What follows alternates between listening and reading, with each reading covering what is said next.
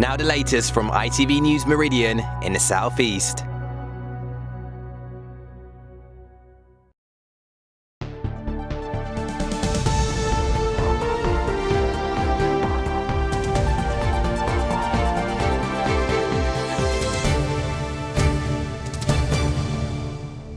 Hello and welcome to ITV News Meridian.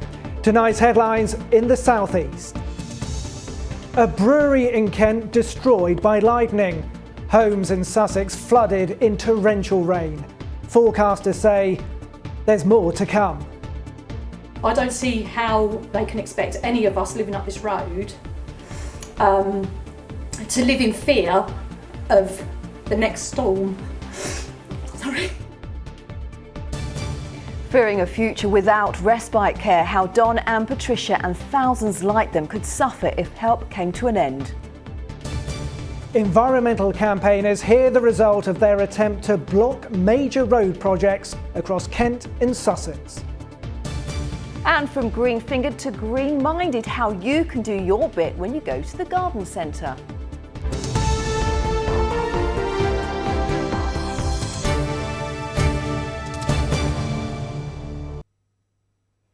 Good evening. People living on a street in Heathfield in Sussex say they are living in fear of the next rainstorm after their homes were flooded over the weekend. They said a blocked culvert contributed to stormwater overwhelming their properties, but East Sussex County Council said it had inspected all the drainage in the area and watercourses were in order. Forecasters say the extreme downpours had contributed to the problem and huge areas of West Kent had also been inundated. And one brewery near Tunbridge Wells told us they faced an uncertain future after lightning destroyed their business. Charlotte Wilkins has more. The calm after the storm. There's little left now of the 17th century barn, which was struck by lightning, causing it to burn to the ground. The building is home to the Good Things Brewery Co. in Eridge near Tunbridge Wells. Thankfully, no one was hurt. The day before, we had people up here on brew tours, so customers coming to see us.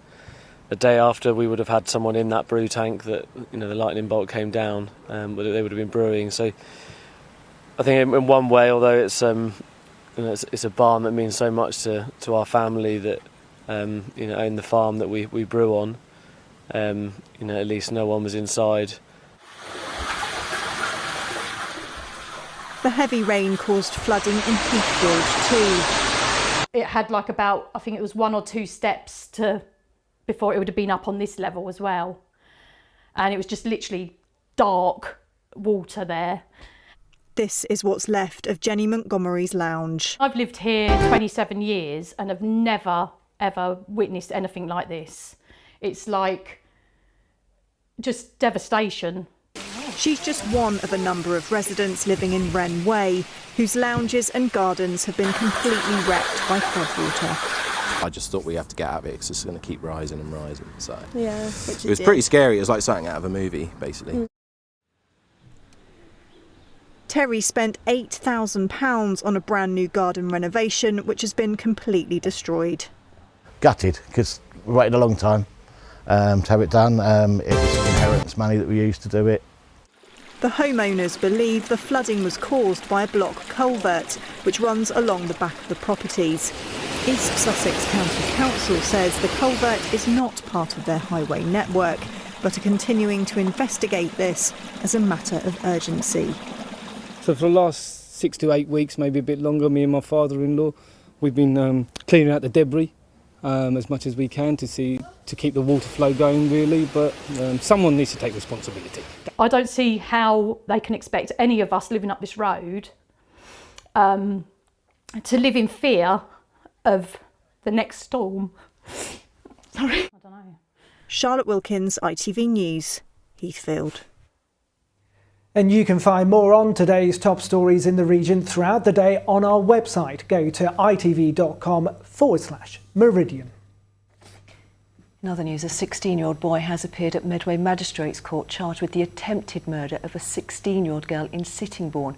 The victim was found with stab wounds in a field near to Highstead Road on Thursday morning. and is now being treated in a London hospital. The teenage boy has been remanded in custody and will appear in court again next month. A reduced weekday timetable began today on the train line between Gatwick Airport and Bedford.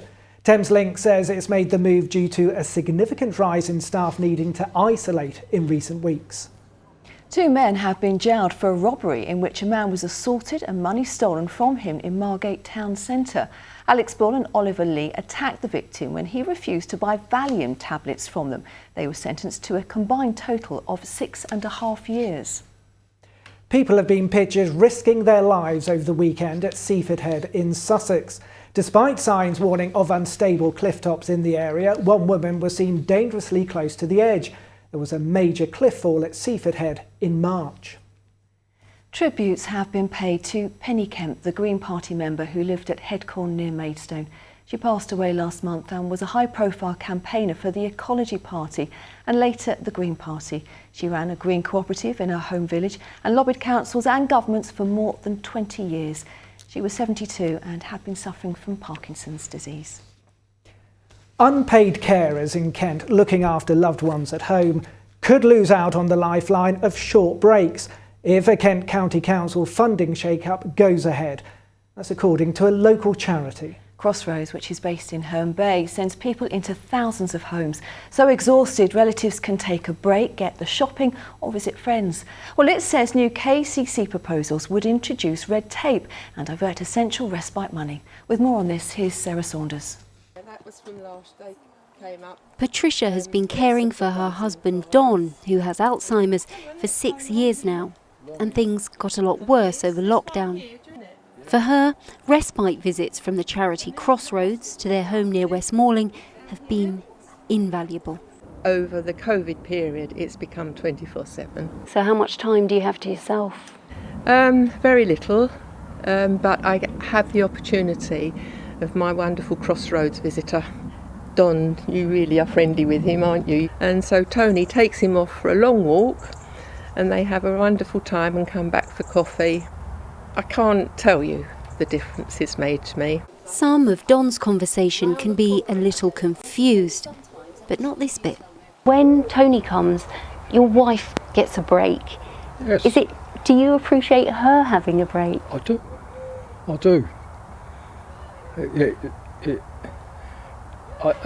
really do. I've never really said this to you ever.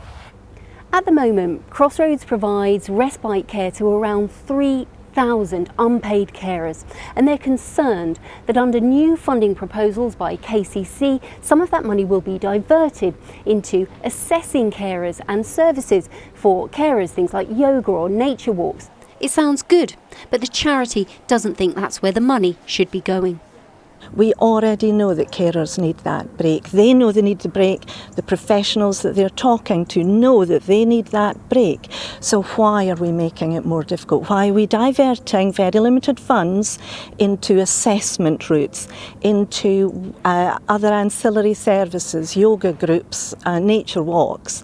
Carers need a break to do what they want, what they need to do for their own health, their own mental well-being. They don't need to be directed in how to spend their own time. Kent County Council told us a review of carers' support is underway. It's keen to ensure there's a wide range of respite options available. There's no intention to remove funding, and carers will be involved in the review. Sarah Saunders, ITV News. Environmentalists have been dealt a huge blow after failing to win a legal challenge against the government over the construction of some of the South East's biggest road projects. Well, campaigners argued schemes such as the Lower Thames crossing linking Kent and Essex and a bypass at Arundel in Sussex undermine climate change targets.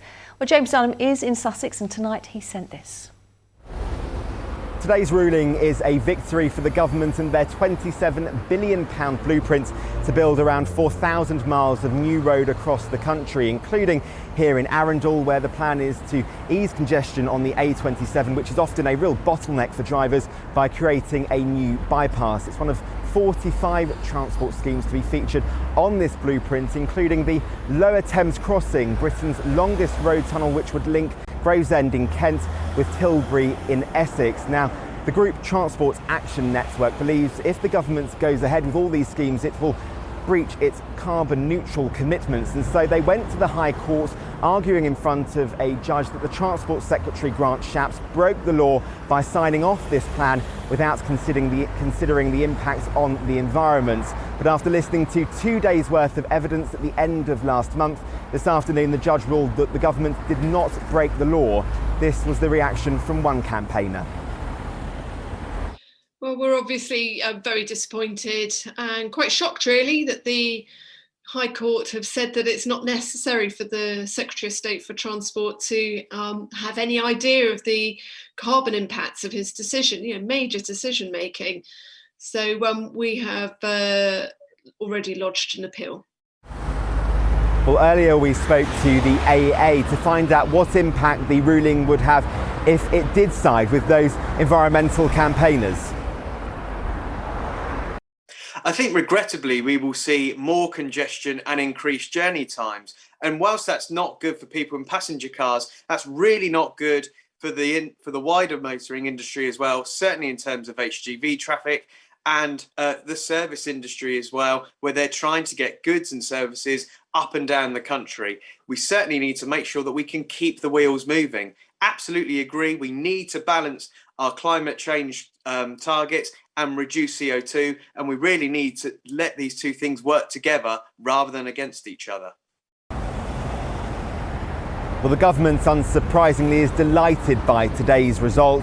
The Department for Transport telling me that it welcomes the verdict and says that it is on track to meet its carbon neutral commitments by 2050. It's interesting here in Arundel, the scheme for a new bypass hasn't been given the go-ahead yet. It still needs planning permission, but no doubt the ruling today will give Highways England a boost in getting that permission. Meanwhile, campaigners will go on to fight and object to these schemes going ahead. James Dunham reporting there. Now, the NHS has been criticised for not engaging with the public about its controversial new scheme to digitalise and sell our personal data.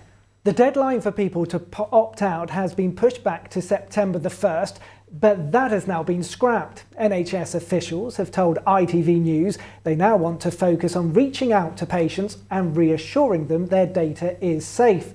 We asked people in Burgess Hill if they knew about the plans to sell their medical data and what they thought about it. We live in a digital age where it's so easy to collect data as well. So, no, I wouldn't be totally against it, but I just have a cautious view about it. If I travelled and I got into an accident, I wouldn't have to wait for them to track my GP down, so that's okay. I mean, if you're away for any reason, I mean, some people obviously travel for work and they needed that sort of treatment, then it's easier to get to, isn't it, if their information's been shared. Assuming that the NHS have the right data protection in place, then I have no issue with it all being shared and make it much easier depending where someone is. If they have an emergency, everyone will be able to access all the information. Well, an NHS spokesperson said it didn't intend to make any profit from sharing the data, and any charge involved is to cover costs. Our reporter Ravneet Nandra has been investigating what the plans mean for patient care and the potential privacy risks. We're making improvements. Our personal data is valuable. Private companies are spending millions of pounds to get hold of it to find out who we are, what we do, where we go, and ultimately what they can sell us. Now the NHS wants a piece of that, to sell our data to GP practices, to private companies, they say, to help research cures for illnesses and plan better NHS services. But there are concerns about who will have access to the data and how it will be used. It's really important to understand that this is not about selling data. We will never share your data with a marketing company, with an advertising company, with a sales company. This is for legitimate use to either improve and deliver better health services. So, for example, a lot of people have come to us with concerns about long COVID. We want to set up clinics and services for people with long COVID. But to do that, we need to understand who has long COVID, where they are in the country, what kind of people they are, what services they need. Under the new scheme, personal data that could be available to third parties includes your physical, mental and sexual health, gender, ethnicity and sexual orientation. It could even include any drug or alcohol history and any family and work-related problems you may have thought were disclosed in confidence. These will all be given unique codes so you can't be identified. But NHS Digital are clear they won't be disclosing your name, address, NHS number or date of birth. Basically any information that could directly identify you, and that also includes your GP appointment notes. But despite that, some campaigners argue that you could still be identified. The data is what's called pseudonymous. So instead of your name or my name, Corey, a unique number is substituted in for the data. But there have been endless studies, frankly, showing that with 2 or 3 separate pieces of information about a person, you can pick them out from their medical record. An NHS spokesperson told us they have strong safeguards in place to prevent people from being identified from their data. But for others, it's more of an issue of patients trusting their doctors. GP Amin Kamlana helped write an open letter to the government, urging them to rethink the way the plans have been rolled out. That's the risk. Yeah, so obviously nurses and doctors are the most trusted professionals in the country, we know that, and that's not something to be taken lightly or taken for granted. If we want to help people and people want to feel comfortable approaching us with their problems, some of which are obviously quite sensitive, private, intimate details about their lives, then they need to feel confident that they can do that confidentially. We hold your data securely. Anyone can opt out of the scheme and stop their data being sold by filling in an online form. Originally, the deadline to do that was in June this year, but that was pushed back to September after a criticism of the scheme. Now, even that deadline has been scrapped with no timeline in place for when our data can start being sold. Ravneet Nandra, ITV News. And there's more information about how to opt out of the data scheme on our website. Just go to itv.com/Meridian. An ambulance crew sees a surge in 999 calls. People are being urged to use the NHS 111 service. South East Coast Ambulance Service dealt with 3,600 calls a day last week. That's 24% higher than this time before the pandemic. The Thanet Coast project is marking its 20th anniversary with a series of events. Over the last 2 decades, it's aimed to raise awareness of the area's unique coastline as well as its marine and bird life. A rare 100-year-old telephone box in Tunbridge Wells has been restored to its former glory thanks to campaigning by the local community. It's located outside the Neville Cricket Ground. Members of the club rallied around when the wood and concrete building began to deteriorate. The Grade 2 listed K1 kiosk is believed to be just one of 4 left in the country. It's rather lovely, isn't it? Now, a gull which was rescued from a Carl's Grill in Ashford has been released back into the wild. The bird was taken to Mallydams Wood Wildlife Centre in East Sussex for a check-over. It was then set free alongside a number of juvenile gulls, all rescued by the charity in recent months. That's nice to see, isn't it? It's just over 3 months now until COP26, the United Nations Climate Change Conference, being held in Glasgow. And climate change and global warming is never far from the headlines these days. Tonight we're looking at how Mother Nature is helping us deal with the challenge. One of the most important natural ways of tackling climate change is through our native peatlands. Disturbed and dug up, they can do real harm to the environment. Left alone, they're a valuable resource. Well, Lauren Hall explains how we can all do our bit when we go to the garden centre. Leading conservationists have described our peatlands as a Cinderella habitat, overlooked and undervalued. But that's beginning to change. We now know just how important peat is and the impact it has on our environment. Now, the ground beneath me here is made up of peat. You can see some of it here, and over the years that's been sucking up huge amounts of carbon. In fact, peatlands store twice as much carbon as all the world's forests. Over the centuries though, sites like this have faced huge destruction, and that not only means that it's less capable of locking away carbon, but also when peat is disturbed, it starts releasing carbon into the air around us. Traditionally, peat has been dug up from sites like this to put on our gardens. You can still find it in compost and plants you buy, but it's becoming less popular, something they're noticing at this nursery in Faversham in Kent. There's been a lot of garden programmes, etc., sort of heavily publicising using peat-free composts, and I think with gardeners there's a growing awareness of the environment and the huge damage that extracting peat causes to the environment. Evergreen is one of the UK's biggest compost manufacturers. They're still using peat, but won't be for much longer. It's really about being responsible in what we do. And really we've seen in the past 10 years that accelerated focus on carbon and the damage that peat can have to the environment. So that's why we are committed to coming out of it. There's 3 challenges in moving out of peat. One is available raw materials. The second challenge is about ensuring we have a product which behaves and works just as well as peat, because we don't want to disappoint the gardener. And the third challenge is for us to move to fully peat-free. We're going to have to make a number of big investment changes to the manufacturing process. The whole of the horticultural industry has pledged to be peat-free by the end of the decade. Work is also underway to restore some of our peatlands to their former glory. So this is very wet underfoot, very boggy. Yeah, so it's exactly what a wetland wants. It wants the water in there, and that locks that carbon in the peat. But it wasn't always the case. This area used to be drained, so a couple of 100 years ago it was 3 metres taller than us, so that's almost 2 people tall. Wow, so much higher. And much higher. Peatlands used to be drained to allow farmers to plant crops. Restoring them means the land gets wetter, but it can still be productive. What we want to do is inspire farmers to do farming in a different way that will protect soil and lock in that carbon, and actually give them a new tool for their businesses that's sustainable for many years into the future. They're pioneering something called wet farming, growing a range of crops that thrive in these conditions. But there's a whole host of crops out here to give a new way for farmers to make income from wetland and lock in carbon. But here's the real star of the show, the real money maker, and the potential alternative to that compost that you buy from the garden centre, sphagnum moss. It's an exciting prospect. This stuff not only protects the peat, it can then be harvested and used as a peat-free compost. Good news for gardeners, good news for farmers, and ultimately, good news for peat. So for these Cinderella habitats, there may well be a fairy tale ending. Lauren Hall, ITV News. Oh, well, I didn't know how important peat was. Now, time for the sport with Mark McQuillan. And Mark, we start with good news from Tokyo.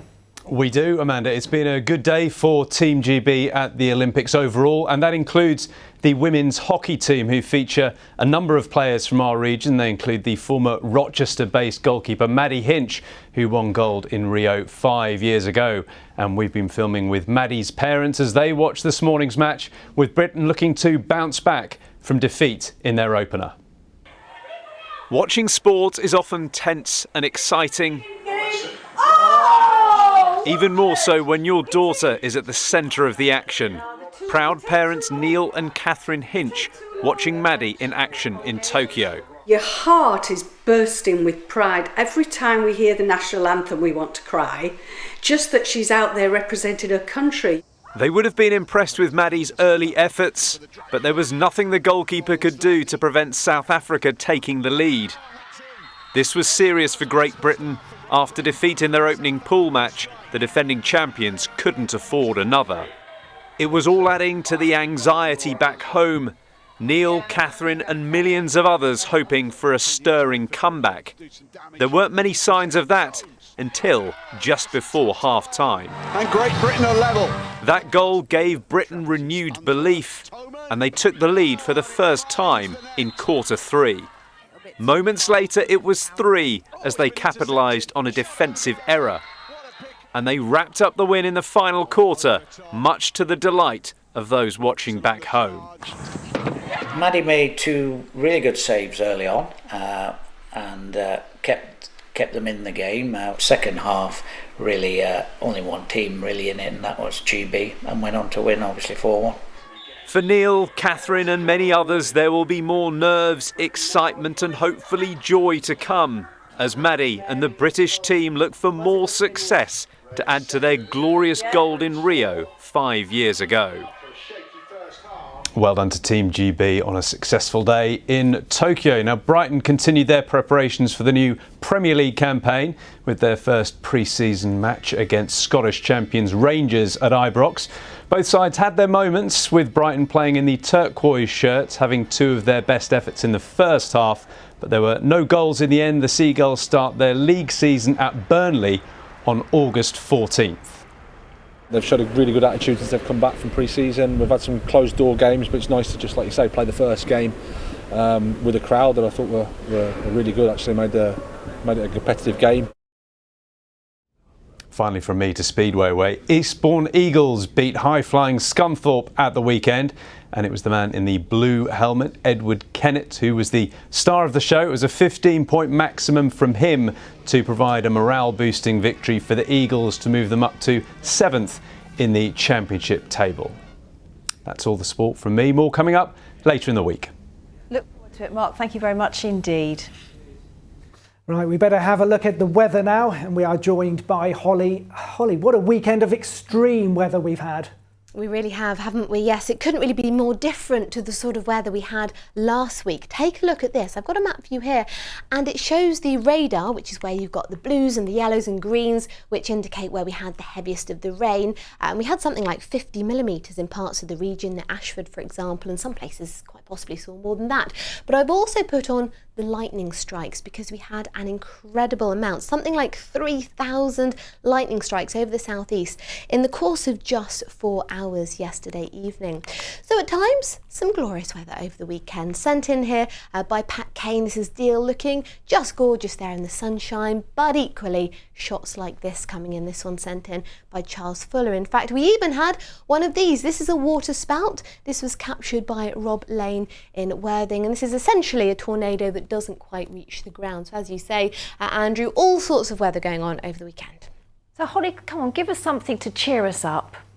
Well, I have got a little something for you, and this is just for you actually, Amanda. Take a look at this, because I know you're a dog lover, and dog and sea lovers gathered over the weekend on the south coast for the UK's only dog surfing and paddleboard championships. Now this was rescheduled from July 2020, and it was Bear the Beagle who took the trophy home, so well done to him. Now let's see if the weather's looking rough as we head through the coming days.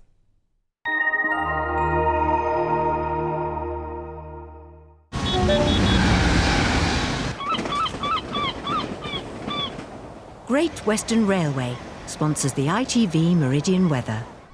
Well, a very different look compared to last week. Low pressure dominating for this week, so we're talking showers, at times thunderstorms, temperatures falling away compared to today and becoming windier as well, especially as we head towards, say, Wednesday and Thursday. So low pressure dominating. Last week we had high pressure. The trouble with this low pressure is it's sort of staying where it is and it's sending showers circulating around it, and that makes the detail very tricky to pin down. You can also see more of a squeeze in the isobars as you head through the week, and that indicates those strengthening winds as well. So still the chance of some thundery showers out there this evening, and as we head into the night tonight, fairly well isolated though, I suspect. Hello, welcome yes, to Tuesday's ITV News Meridian. Tonight's headlines here in the Thames Valley. For tonight, the breeze picking up, especially into the coast. And then for tomorrow, I think a number of heavy and possibly thundery showers around. But the difference for tomorrow is there's more of them, but they move through more quickly. So we haven't currently got a warning in force for tomorrow. Nonetheless, you could see some lively downpours. A breezy look, especially again into that coast, and temperatures lower than we've seen today. So high teens or low 20s, I think, typically. Taking a look then at our times of high water, we've got Hastings at 1:57 in the morning and again at 2:12 as we head into the afternoon.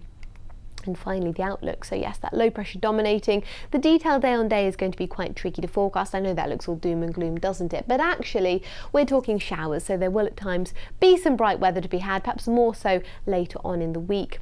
The winds pick up though, I think, through Wednesday and Thursday. You'll particularly notice that, especially obviously around coastal areas, and temperatures lower than we've seen of late as well. Following up next. Great Western Railway sponsors the ITV Meridian weather.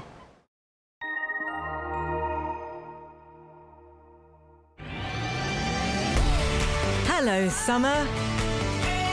Piri sponsors ITV Pollen Count. Now, if you are a hay fever sufferer, I have got some reasonable news for you. We are edging out of the grass pollen season now, and of course the weather deteriorating as well. So moderate, becoming low levels over the coming days. Have a good evening. Now, forget the weather. What about the surfing dogs? I'm rather into that. What would your Fleur be like? Not very good, and she likes to paddle and that's it. Now, just about the ITV Evening News with Mary Nightingale. For now though, from the team here at ITV Meridian, thanks so much for watching. Bye. Bye-bye. Bye-bye.